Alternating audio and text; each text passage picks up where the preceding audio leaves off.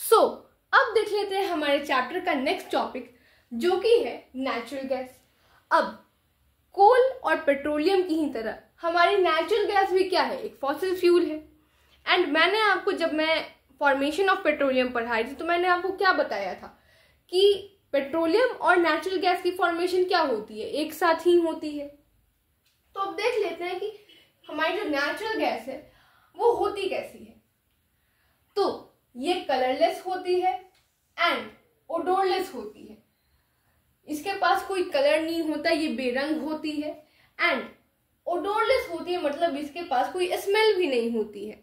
हम क्या करते हैं, जब हम कचरे के पास जाते हैं तो एकदम बुरी स्मेल आती है, हम बोलते हैं ना, छी कैसी स्मेल है, तो वो उसकी बुरी स्मेल है। फूल जब हम सूंघते हैं, फिर कोई स्प्रे वगैरह सूंघते हैं, तो हम क्या बोलते हैं, हाँ इसकी अच्छी स्मेल है, कि यार भाई कितनी अच्छी स्मेल है।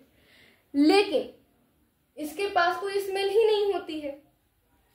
नेक्स्ट, अब देख लेते हैं कि ये नेचुरल गैस बनती किन किन गैसेस से है। तो देखो, मीथेन, इथेन, ब्यूटेन और प्रोपेन, चार भाइयों के नाम है। नाम आप करेक्ट कर सकते हो, सेम सेम लगभग लग रहा है। तो मीथेन, इथेन, ब्यूटेन और प्रोपेन चार भाइयों के नाम है।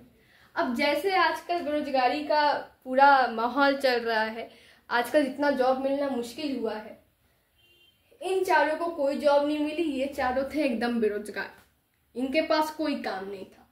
तो इन्होंने सोचा कि भाई बेरोजगार रहने से अच्छा है, चलो एक गैंग बना लेते हैं।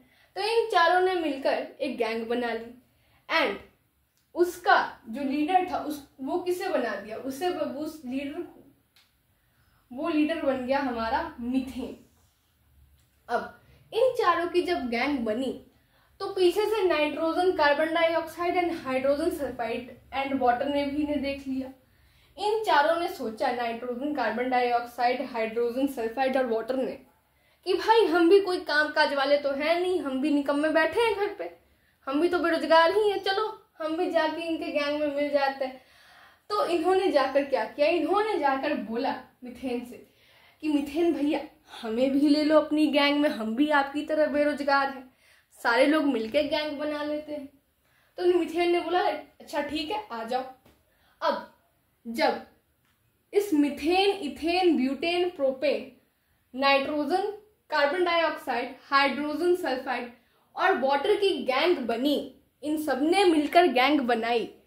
तो इस गैंग की बनने से मतलब, इस गैंग के बनने से का मतलब है, इन सारी गैसेस के मिलने से क्या हुआ, हमारा नेचुरल गैस बन गया। इन सारी गैसेस के मिलने से हमारा बन गया क्या, नेचुरल गैस। अब वाटर मैंने इसमें इसलिए लिखा है क्योंकि ऐसा नहीं कि वाटर उसमें ऐसे जैसे लिक्विड फॉर्म में रहता है वैसे रहता है। वाटर जो रहता है वो वेपर के फॉर्म में रहता है, बहुत कम मात्रा में रहता है। एंड मैंने यहाँ पर मीथेन को लीडर इसलिए बोला है क्योंकि जो नेचुरल गैस होती है उसमें सबसे ज्यादा, बाकी गैसेस के कंपैरिजन में सबसे ज्यादा कौन सी हमारी गैस होती है, मीथेन गैस होती है। एंड जो nitrogen, carbon dioxide, hydrogen sulphide और वाटर होते हैं वो बहुत कम अमाउंट में होते हैं। तो अपने टॉपिक पे वापस आते हैं। तो जैसे हर गैंग के पास अपना एक अड्डा होता है, इस नेचुरल गैस के गैंग को हम, जो अड्डा है उन्हें हम क्या बोलते हैं, उस अड्डे को हम बोलते हैं रिजर्व्स। अब रिजर्व्स मेनली वो जगह होती हैं जहां से नेचुरल गैस को क्या किया जाता है, एक्सट्रैक्शन, जहां से नेचुरल गैस का होता है, जहां से नेचुरल गैस को एक्सट्रैक्ट किया जाता है, इट मीन्स निकाला जाता है, उन जगहों को हम बोलते हैं रिजर्व्स। तो इस गैंग के जो अड्डे हैं, एक जगह नहीं बहुत जगह है, बहुत बड़ी गैंग है। तो वो अड्डे कहाँ कहाँ हैं इंडिया में, वो रिजर्व्स कहाँ कहाँ हैं इंडिया में, वो रिजर्व्स है त्रिपुरा, राजस्थान, महाराष्ट्र, कृष्णा एंड गोदावरी डेल्टा। अगर आपको इसे याद करने की मैं छोटी सी, मैंने अपने आप से एक ट्रिक बनाई है, उस ट्रिक का नाम है महाराजा केटी गो। मतलब एक महाराज है और जिनका नाम केटी है, और हम उन्हें बोल रहे हैं जाइए यहाँ से, भागिए, ठीक है। तो देखो, महा से महाराष्ट्र हो जाएगा, राजा से राजस्थान हो जाएगा, K से हो जाएगा हमारा कृष्णा डेल्टा, T से हो जाएगा हमारा त्रिपुरा, एंड गो से आप खुद कनेक्ट कर लो, गो से Godavari delta. So I hope आपको ये याद हो जाएगा। अब ये जो हमारी नेचुरल गैस है ये बहुत यूजफुल है, ये बहुत यूजफुल फॉसिल फ्यूल है। क्यों? क्योंकि जब इसे बर्न किया जाता है, जब इसे जलाया जाता है, तब ये क्या करती है, ये large amount of energy produce करती है।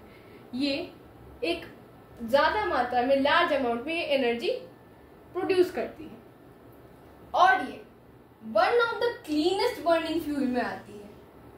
One of the cleanest burning fuel का मतलब, अब जैसे बाकी फॉसिल फ्यूल्स जलते हैं, जैसे कोल हो गया, या फिर हमारा पेट्रोलियम से जो निकले हुए हमारे जो पेट्रोकेमिकल्स थे वो हो गए, तो क्या होता है, उनको जब हम बर्न करते हैं तो वो क्या करते हैं, वो बर्न होने के बाद कभी ऐश छोड़ते हैं, कभी कुछ वेस्ट छोड़ते हैं, कुछ ना कुछ वो छोड़ते हैं, या फिर जब वो बर्न होते हैं तो वो क्या करते हैं, एयर को भी बहुत पॉल्यूट करते हैं, एयर पॉल्यूशन भी बहुत करते हैं।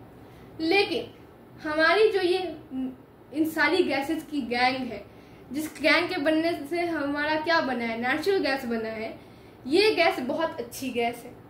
ये बोलती है कि नहीं, मैं ऐश वैश कुछ वेस्ट नहीं छोड़ना है मुझे। एंड ये जब जल्दी, अब क्योंकि मैंने क्या बताया था आपको कि मीथेन इन सारी गैसेस में सबसे ज्यादा जो परसेंटेज होती है नेचुरल गैस में, वो मीथेन की होती है। एंड ये जो मीथेन होती है, जब इसे बर्न किया जाता है, जब इसे जलाया जाता है, तब क्या होता है, ये ऑलमोस्ट कंप्लीटली जल जाती है, ऑलमोस्ट लगभग कंप्लीटली वो बर्न हो जाती है।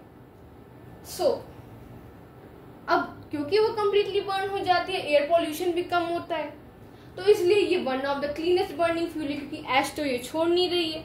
रही बात एयर पॉल्यूशन की, तो वो तो बहुत कम हो रहा है, मीथेन तो पूरी जल जा रही है। अब ये सेफ भी है, अभी मैंने जस्ट बताया कि एयर पॉल्यूशन जब कम होगा तो इसलिए तो ये सेफ है, क्योंकि पॉल्यूशन से ही तो जितनी बीमारियां आजकल हो रही हैं, तो पॉल्यूशन कम होगा तो बीमारियां भी कम होंगी।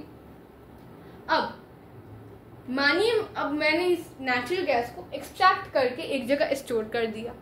अब इसके ये तो कलरलेस है, बेरंग है, इसके पास तो कोई रंग ही नहीं है, ना ही इसके पास कोई स्मेल है। तो अगर बाई चांस से कहीं लीक हो गई तो मुझे कैसे पता चलेगा? और अगर उस बीच में मैंने वो उसको कहीं फायर के कांटेक्ट में ला दिया, मैं ऐसे ही मानिए वहां पे लैंप जला के गई, या फिर कहीं भी आग वाग जली पास में, तो क्या होगा, ये तो पूरा धमाका कर देगी। तो इस चीज से बचने के लिए क्या किया गया है कि एक पंजेंट ओडोरेंट डाला गया है। पंजेंट ओडोरेंट डाला गया है। ओडोरेंट का, पंजेंट ओडोरेंट का मतलब हो गया, पंजेंट ओडोरेंट का मतलब हो जाएगा एक ऐसी स्मेल जो कि बहुत शार्प हो, जो बहुत तेज हो, वैसी स्मेल को हम बोलते हैं पंजेंट ओडोरेंट। अब उस पंजेंट ओडोरेंट का नाम क्या है? उस पंजेंट ओडोरेंट का नाम है टी ब्यूटाइल मरकैप्टन। अब ये जो टी ब्यूटाइल मरकैप्टन है, ये किसकी तरह महकती है? ये रॉटन एग्स की तरह महकती है, सड़े हुए अंडों की तरह महकती है। अब हमने इतनी सारी चीजें पढ़ी नेचुरल गैस के बारे में, अब देख लेते हैं कि इसके यूजेस क्या हैं।